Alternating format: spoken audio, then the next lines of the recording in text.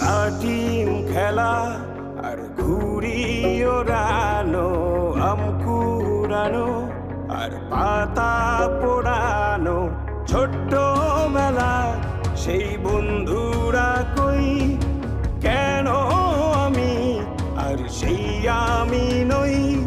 আজ অনেক বছর পরে খুঁজে ফিরি,